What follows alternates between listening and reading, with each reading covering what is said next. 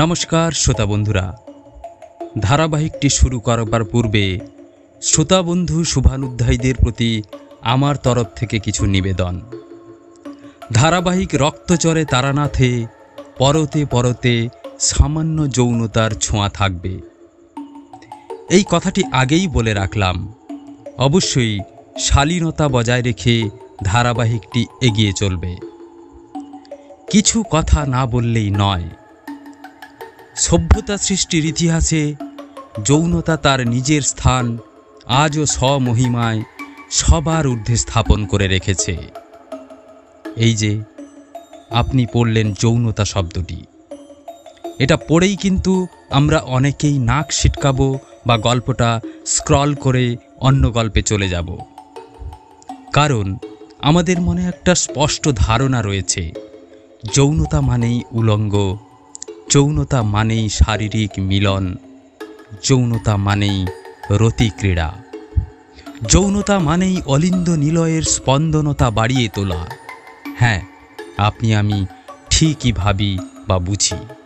যৌনতা মানেই উলঙ্গ, যৌনতা মানেই শারীরিক মিলন, যৌনতা মানেই রতিক্রীড়া, যৌনতা মানেই অলিন্দ নিলয়ের স্পন্দনতা বাড়িয়ে তোলা।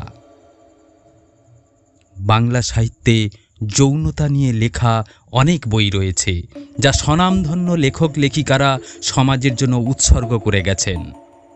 আমরা আজও সেই সমস্ত বই পড়ে তাদের সৃষ্টির রসাস্বাদন করবার চেষ্টা করি, বই পড়ে সুখ পাই। এই ধারাবাহিকটি লেখার আগে যৌনতা সংক্রান্ত আমি কিছু লেখা পড়েছি। সর্বপ্রথমে যেটা আমার ভাবনায় এসেছে সেটা হলো, যৌনতা হলো একটা জৈবিক চাহিদা। আমরা জানি একটা গাছে যতক্ষণ না ফুল ফল আসে ততক্ষণ গাছটি চারা গাছ বা ছোট গাছ মনে হয়। গাছে ফল ফুল দেখলেই আমরা গাছটিকে পরিণত গাছ ভাবি। ঠিক মনুষ্য শরীরটাও তেমন। যৌনতা বোঝা বা যৌন গন্ধ পাওয়া শুরুর দিনগুলো থেকেই আমরা পরিণত, আমার মত বলে।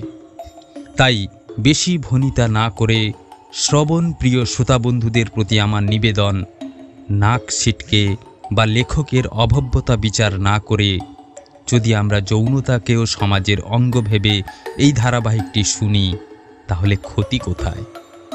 ধারাবাহিক রক্তচরে তারানাথ লেখাটি সম্পূর্ণ আমার মস্তিষ্ক প্রসূত। অন্য কোনো লেখক বা লেখিকার ভাবনা বা কল্পনা চুরি করা নয়, কোনো স্বনামধন্য লেখক বা লেখিকার লেখা থেকে নকল করা নয়।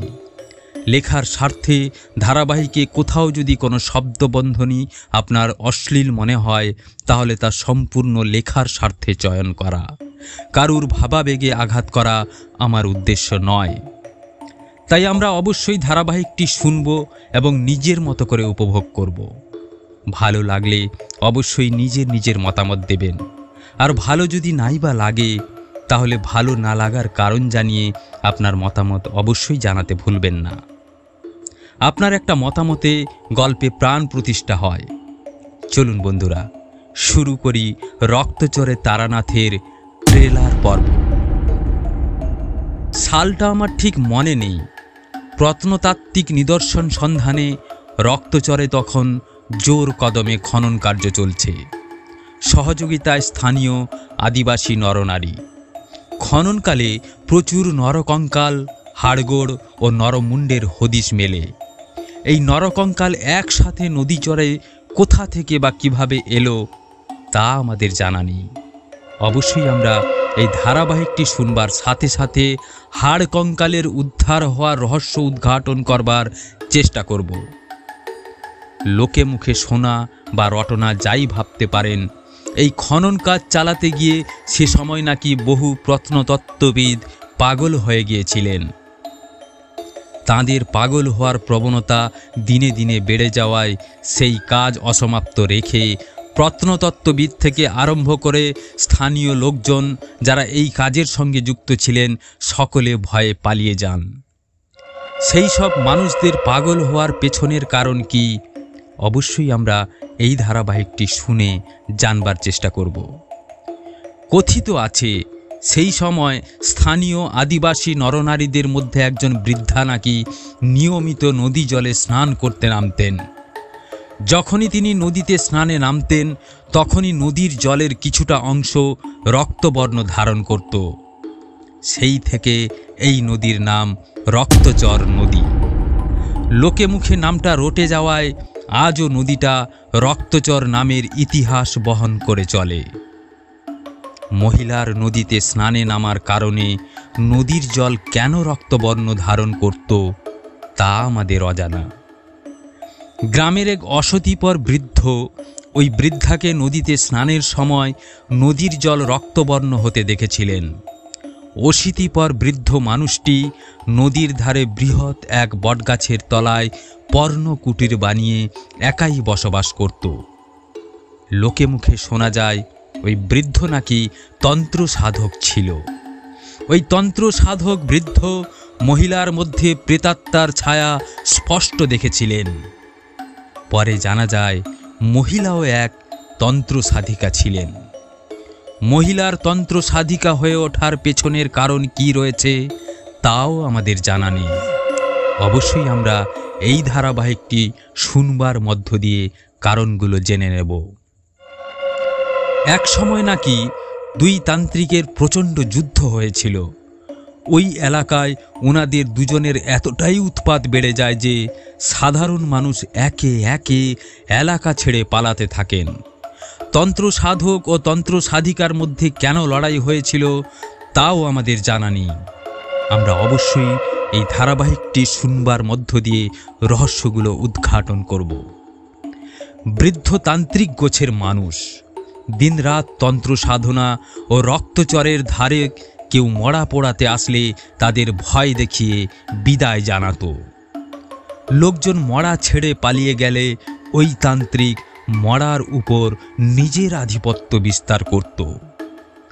আধপোড়া শরীরগুলোকে নদীর পাড়ে চিতা থেকে তুলে মরার শরীর নদীর জলে ধুয়ে নিজের পর্ণকুটিরে রেখে ঘোর অমাবস্যার রাতে নির্জলা উপোস থেকে তন্ত্র সাধনা করত। তাই স্থানীয় মানুষজন কেবল বিপদে পড়লেই এই পথে পা মাড়াত, অন্যথা অন্য সময় কেউ এই পথে পা মাড়ায় না। খনন কার্যের সময় ফেলে যাওয়া হাড়গোড়, মাথার খুলি ইত্যাদি নিয়ে তান্ত্রিক তন্ত্র সাধনা করত। সেই তান্ত্রিক নাকি মৃত আধপোড়া শরীরগুলোকে মন্ত্র বলে জীবিত করত।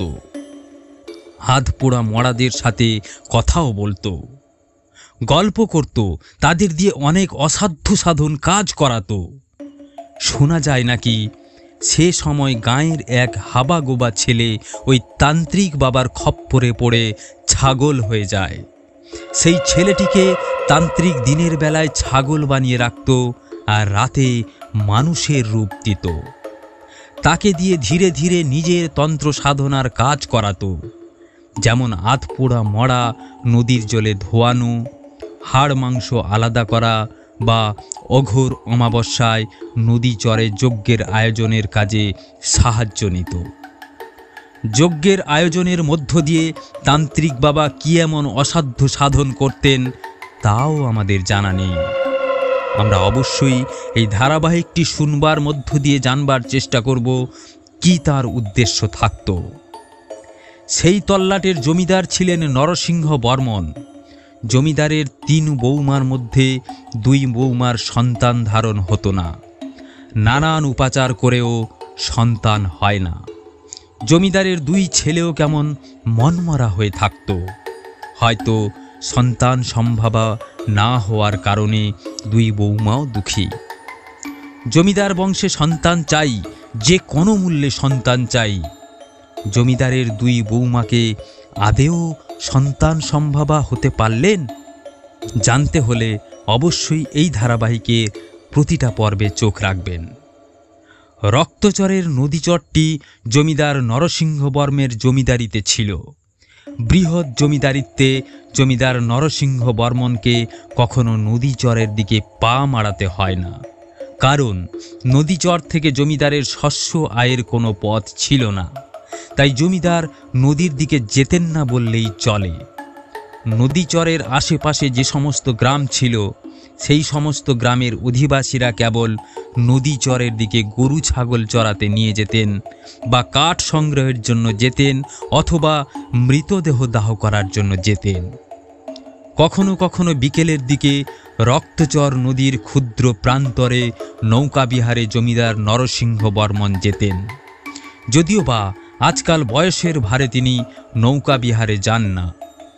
জমিদার বাড়ির চারিদিকটা কি সুন্দর কাঁচা দেওয়ালের উপর খড়ের ছাউনি দেওয়া সুরক্ষিত দুর্গের মতো ঘেরা। ঘরের চৌহদ্দির মধ্যে বহিরাগতের প্রবেশ নিষেধ। প্রয়োজনে যদি কেউ আসতে হয় তাকে অবশ্যই সুরক্ষা বলয়ের প্রথম দরজা সজোরে আঘাত ও তারও স্বরে বলতে হবে, জমিদার বাবু ঘরে আছেন, আপনার সাথে দেখা করবার জন্য আমি অমুকজন অমুক গাঁ থেকে এসেছি। অন্তঃপুর থেকে জমিদার বাবু যদি প্রয়োজন মনে করেন তবেই দুর্গের প্রথম দরজাটি খোলা হবে, নচেত নয়। বন্ধুরা, ধারাবাহিকের প্রতিটা চরিত্র, স্থান ও কাল কাল্পনিক। বাস্তবের সাথে এই ধারাবাহিকের কোথাও মিল খুঁজে পেলে তা সম্পূর্ণ কাকতালীয়। প্রচ্ছদ কভার গুগল থেকে রসদ সংগ্রহ করে বানানো। ধারাবাহিকটি সম্পূর্ণ লেখকের মস্তিষ্ক প্রসূত। এই ধারাবাহিকের সমস্ত কপিরাইট সত্ত্ব লেখকের। লেখকের বিনা অনুমতিতে এই ধারাবাহিকের কন্টেন্ট কোনো প্রকার কপি করে অন্যত্র প্রকাশ করা আইনত দণ্ডনীয়। ধারাবাহিকটি শুনতে চাইলে কেবলমাত্র আমার চ্যানেলেই শুনতে পাবেন। ধারাবাহিকটি শুনে আমরা জানবার চেষ্টা করব ধারাবাহিকটির নাম রক্তচরে তারানাথ কেন রাখা হলো। কি বন্ধুরা, তোমরা সবাই কি ধারাবাহিকটির পাশে থাকবে তো? আর ধারাবাহিকের প্রতিটা পর্বে প্রত্যেকের মন্তব্য আশা রাখতে পারি। ট্রেলার পর্ব এ পর্যন্ত, আবার আসব আগামীর পর্বে। ধন্যবাদ, নমস্কার।